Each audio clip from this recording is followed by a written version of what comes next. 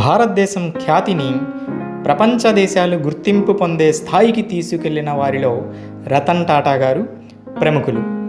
వారి చివరి పలుకులు వారి మాటల్లోనే తెలుసుకుందాం. వ్యాపార రంగంలో విజయ శిఖరాలకు చేరుకున్నాను. ఇతరుల దృష్టిలో నా జీవితం ఒక విజయం. అయితే నాకు పని తప్ప సంతోషం లేదు. డబ్బు అనేది నేను ఉపయోగించే సత్యం. ఈ తరుణంలో హాస్పిటల్ బెడ్పై పడుకొని నా జీవితమంతా గుర్తు చేసుకుంటూ నేను గర్వంగా ఉన్న గుర్తింపు మరియు డబ్బు మరణం ముందు అబద్ధం మరియు విలువ లేకుండా పోయిందని నేను గ్రహించాను. మీరు మీ కారును నడపడానికి లేదా డబ్బు సంపాదించడానికి ఒకరిని నియమించుకోవచ్చు, కానీ బాధపడి చనిపోయే వ్యక్తిని నియమించుకోలేవు. పోయిన మెటీరియల్ వస్తువులు దొరకవచ్చు, కానీ పోగొట్టుకున్నప్పుడు ఎప్పటికీ దొరకని విషయం ఒకటి ఉంది, అదే జీవితం. జీవితంలో మనం ఏ దశలో ఉన్నా కాలంతో పాటు గుండె ఆగిపోయే రోజుని ఎదుర్కోవలసి వస్తుంది. మీ కుటుంబాన్ని, జీవిత భాగస్వామిని మరియు స్నేహితులను ప్రేమించండి. వారితో మంచిగా ప్రవర్తించండి. వారిని ఎప్పటికీ మోసం చేయకండి. మనం పెద్దయ్యాక మరియు జ్ఞానవంతులయ్యే కొద్దీ 300 రూపాయలు లేదా 3000 రూపాయలు లేదా 2 నుంచి 4 లక్షల విలువైన వాచ్ని ధరించడం ప్రతిదీ ఒకే సమయాన్ని ప్రతిబింబిస్తుందని మనం క్రమంగా గ్రహిస్తాము. మన దగ్గర 100 రూపాయలు లేదా 500 రూపాయలు పర్సులో ఉన్న లోపల అంతా ఒకటే.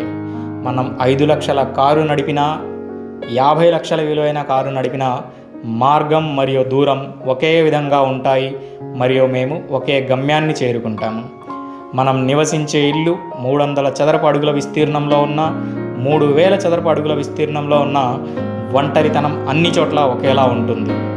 మీ నిజమైన అంతర్గత ఆనందం ఈ ప్రపంచంలోని భౌతిక వస్తువుల నుండి రాదు అని మీరు గ్రహిస్తారు. మీరు ఫస్ట్ క్లాస్లో ప్రయాణించినా, ఎకనమీ క్లాస్లో ప్రయాణించినా విమానం కిందకు దిగితే దానితో పాటు మీరు కూడా కిందకు దిగుతారు. కాబట్టి మీకు స్నేహితులు, సోదరులు మరియు సోదరీమణులు ఉన్నారని నేను ఆశిస్తున్నాను. మీరు వారితో మాట్లాడతారు, నవ్వుతారు, పాడతారు, ఆనందం మరియు దుఃఖం గురించి మాట్లాడతారు. అది నిజమైన ఆనందం, కాదనలేని జీవిత సత్యం. ధనవంతులు కావడానికి మీ పిల్లలకు చదువు చెప్పకండి, సంతోషంగా ఉండటం నేర్పండి. వారు పెద్దయ్యాక వస్తువుల విలువ, ఖర్చు కాదు, జీవితం అంటే ఏమిటి. జీవితాన్ని బాగా అర్థం చేసుకోవడానికి 3 ప్రదేశాలున్నాయి: ఆసుపత్రి, జైలు, శ్మశాన వాటిక. ఆరోగ్యం కంటే మెరుగైనది ఏదీ లేదని ఆసుపత్రిలో మీరు అర్థం చేసుకుంటారు. స్వేచ్ఛ ఎంత విలువైనదో జైల్లో చూస్తారు మరియు శ్మశాన వాటికలో జీవితం ఏమీ లేదని మీరు గ్రహిస్తారు. నేడు మనం నడిచే భూమి రేపు మనది కాదు.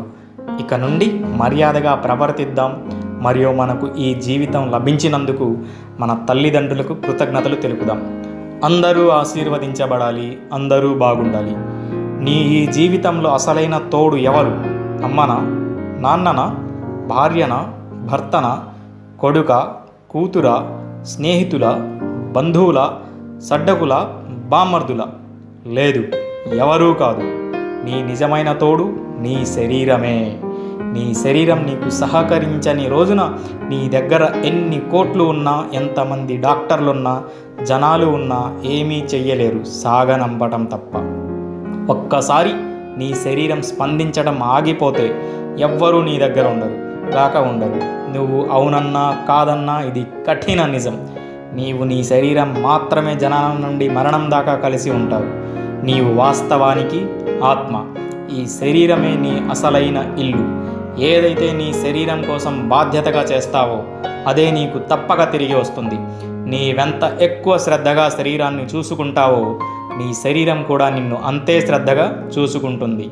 నీవేమి తినాలి, నువ్వేం చేయాలి, ఒత్తిడిని ఎలా ఎదుర్కోవాలి, నువ్వెంత విశ్రాంతి తీసుకోవాలి అనేవి మాత్రమే నీ శరీరం స్పందనను నిర్ణయిస్తాయి. గుర్తుంచుకో, నీ శరీరం ఒక్కటే నీవు జీవిస్తున్న చిరునామా. నీ శరీరమే నీ ఆస్తి, సంపద. వేరే ఏది కూడా దీనికి తులతూగదు. నీ శరీరం నీ బాధ్యత. డబ్బు వస్తుంది, వెళ్తుంది. బంధువులు, స్నేహితులు శాశ్వతం కాదు, గుర్తుంచుకో.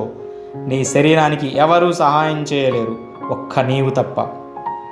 ఊపిరితిత్తులకు ప్రాణాయామం, మనసుకు ధ్యానం, శరీరానికి యోగా, గుండెకు నడక, ప్రేగులకు మంచి ఆహారం, ఆత్మకు మంచి ఆలోచనలు, సమాజం కోసం మంచి పనులు. 1-2 సార్లు ఆలోచించండి మీ శరీరం కోసం మీరు ఏం చేయగలరో. మరియు ఈ మంచి సందేశాన్ని అందరికీ పంపిస్తారని ఆశిస్తూ సెలవు. Thank you.